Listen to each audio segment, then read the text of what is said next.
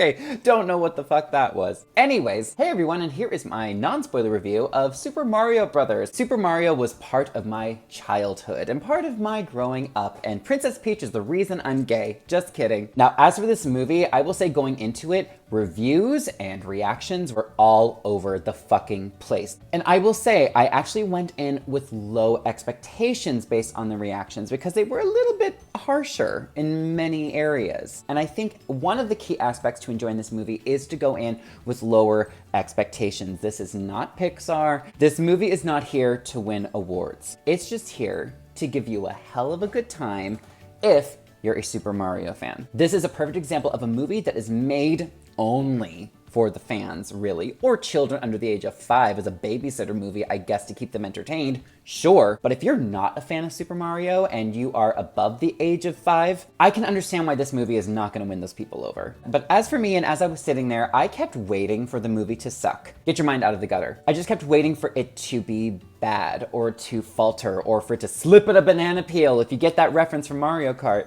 And it never did.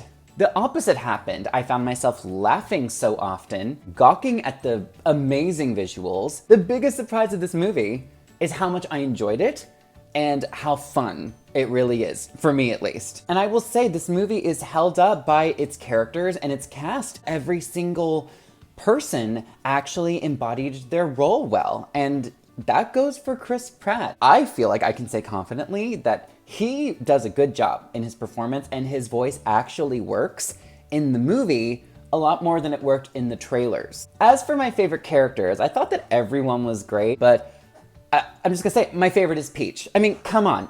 Peach is who I selected in Mario Party, who I played in Mario Kart. She is a fucking badass in this movie. I loved how they evolved the character of Peach in being a strong, formidable woman. It didn't feel preachy though. It felt organic. It felt like it worked with the story. I also loved Bowser and Jack Black voicing Bowser. There were moments that have already leaked on TikTok. You will know when you see it.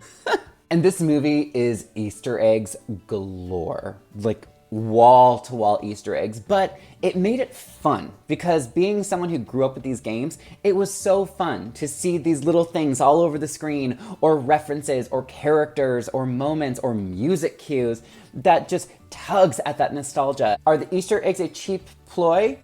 Yes, 100%, and it worked on me. This movie also had excellent pacing. It's only 90 minutes long, so some might argue that that seems a little bit short, but they do pack in a good amount of story and lots of action, lots of character moments. It didn't feel like it overstayed its welcome. Honestly, I would have been fine if it was 15 minutes longer to give us more character moments. Now, as for the story, it is paper thin.